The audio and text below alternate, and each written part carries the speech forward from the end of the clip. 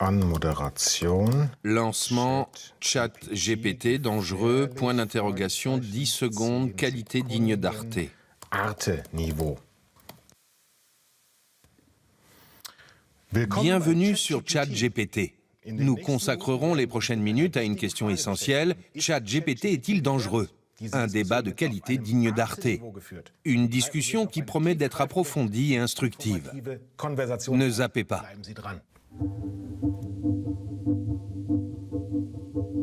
Bon, à vous de juger si ce lancement était bien digne d'Arte. Ce n'est pas moi qui l'ai rédigé, mais ChatGPT.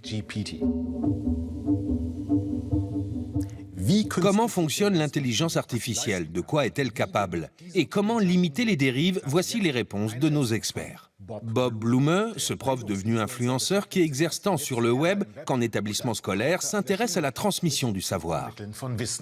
Judith Simon, la philosophe chercheuse à l'université de Hambourg et la porte-parole du groupe de travail Hommes et Machines du comité d'éthique allemand. Anke Domscheit-Berg, la députée de gauche allemande, milite pour l'égalité des droits à la fois sur Internet et dans ses ouvrages. ChatGPT bat tous les records. 5 jours seulement après sa mise en service, le robot conversationnel franchissait la barre du million d'utilisateurs du jamais vu. Tout repose sur des calculs, mais des calculs de haute volée. GPT est l'abréviation de Generative Pre-trained Transformer. Ce transformateur consiste en un réseau de neurones capable d'apprendre par lui-même et de repérer des tendances au sein d'un désordre apparent. Il a été alimenté de 175 milliards de tokens, soit des mots comme auto, maison ou route. Pour pouvoir composer des phrases qui font sens à partir de ces éléments, il a bénéficié d'un entraînement conduit par des humains. Résultat, l'IA est en mesure de décider, à partir de calculs de probabilité, quel élément est statistiquement le plus à même d'aller avec tel autre et de répondre par des phrases complètes. Ainsi, auto sera associé à route s'il est question de voirie. Non seulement ChatGPT sait très bien tenir une conversation, mais il est aussi capable de traduire des textes, de résoudre des problèmes de maths et d'écrire ou de corriger le code d'un programme.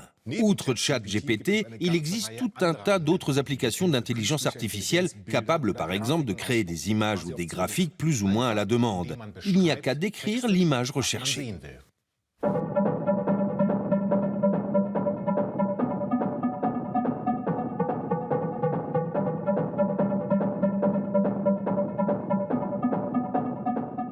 Pour obtenir une réponse d'une IA comme ChatGPT, il faut lui donner ce qu'on appelle des prompts. La qualité des réponses dépendra de la formulation de ces prompts.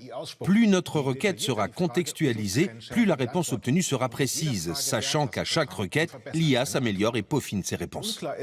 On ignore quelles bases de données ont servi à alimenter ChatGPT. La base de données C4 de Google, qui alimente d'autres IA, concentre à elle seule les contenus de 15 millions de sites web, dont des sites de médias et Wikipédia, mais aussi des descriptifs d'images et de films de sites pornographiques.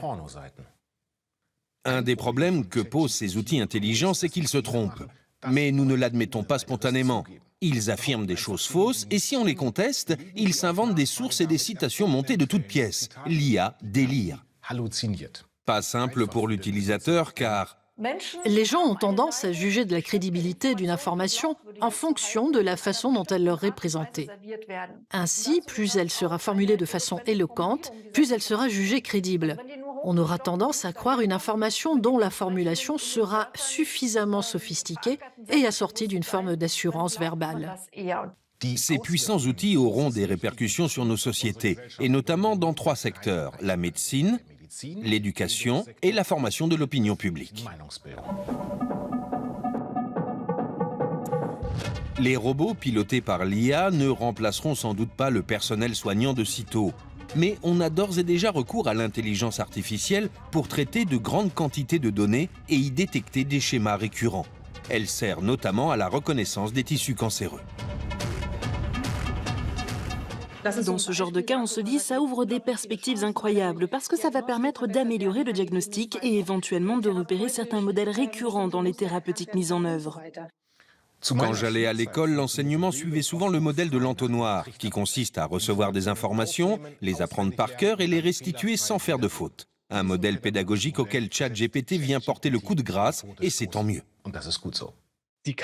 Plus que nous aider à apprendre en nous disant « là tu te trompes, voilà la bonne réponse », l'intelligence artificielle peut nous aider à apprendre en nous disant « là tu te trompes, mais je sais pourquoi tu t'es trompé, et c'est plutôt telle méthode ».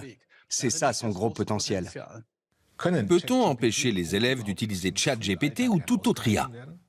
L'intelligence artificielle sera utilisée. Sur ce point, on peut dire qu'on est déjà dans le futur, que les écoles choisissent ou non de s'emparer de l'IA. Si elles s'en emparent, l'apprentissage s'en trouvera révolutionné dans le bon sens, de façon tout à fait productive.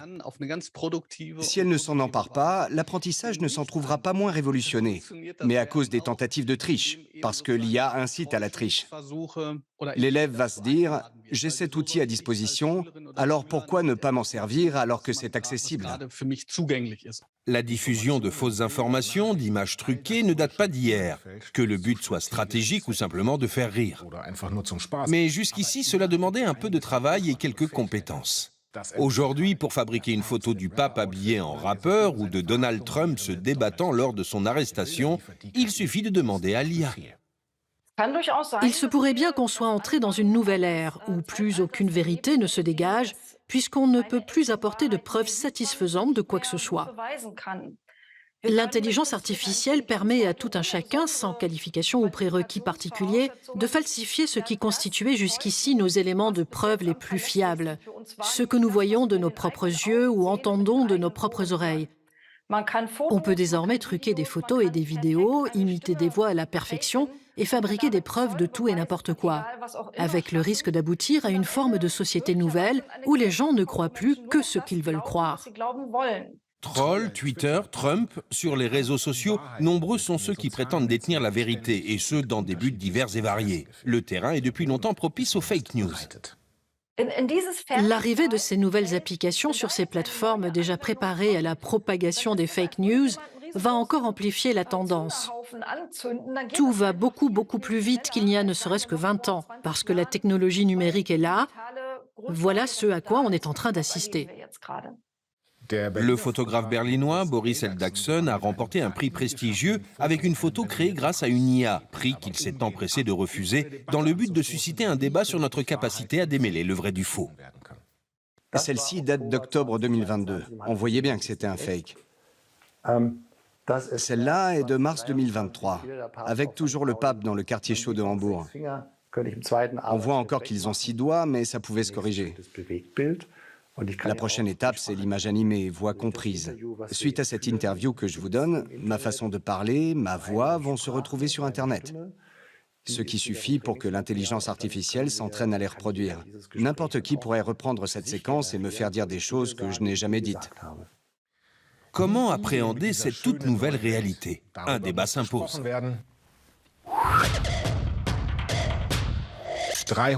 Selon de premières études, 300 millions d'emplois seraient menacés. Ceux des scénaristes d'Hollywood, actuellement en grève, pourraient être les premiers d'une longue liste. L'IA pourrait se substituer entièrement ou en partie aux graphistes, aux illustrateurs, mais aussi aux journalistes, ou du moins leur mâcher le travail. On est nombreux à penser qu'une machine ne peut pas faire de l'art. L'histoire que vous racontez y perdrait son cœur, son âme. Si vous laissez les rênes à l'intelligence artificielle, si le premier mot est généré artificiellement, c'est toute l'histoire qui aura quelque chose d'artificiel. Ils ne peuvent pas se passer de nous, en tout cas pas pour le moment. Ce qui est effrayant, c'est qu'on ignore comment cette technologie va évoluer. C'est pour ça qu'on défend nos droits dès aujourd'hui. Autre réaction qui a fait parler d'elle, plus d'1 millier d'experts ont demandé la mise à l'arrêt du développement des IA pour une durée de 6 mois. Le temps que les politiques et la société civile établissent un cadre réglementaire et discutent des risques et de ses répercussions. Mais comme Elon Musk faisait partie des signataires de cet appel, certains ont eu l'impression qu'un milliardaire de la tech voulait seulement gagner du temps pour rattraper son retard technique. Mon premier réflexe, en effet, était de dire « Moi aussi, je trouve que tout ça va trop vite. On s'empresse de mettre sur les marchés des produits qui sont seulement à moitié finis. Et la pression économique que ça engendre est si forte qu'il peut être utile d'appuyer sur pause, de s'offrir un répit. » Fin mars, l'Italie tire la sonnette d'alarme et bloque ChatGPT, par crainte pour la protection des mineurs et des données personnelles. Mais son développeur, OpenAI, ayant annoncé avoir apporté des améliorations, ChatGPT est réautorisé quelques semaines plus tard. Faire des prédictions est toujours hasardeux, surtout concernant l'avenir. Mais les questions que soulèvent les IA ne se régleront pas à la va-vite. Bientôt, ces robots se référeront à ce qui est publié en temps réel sur Internet et plus seulement au contenu d'avant. Il nous faut donc accroître la sensibilisation, la transparence et les connaissances du public en matière d'apprentissage automatique. Blah, blah, blah. Blah, blah, blah. They keep talking blah.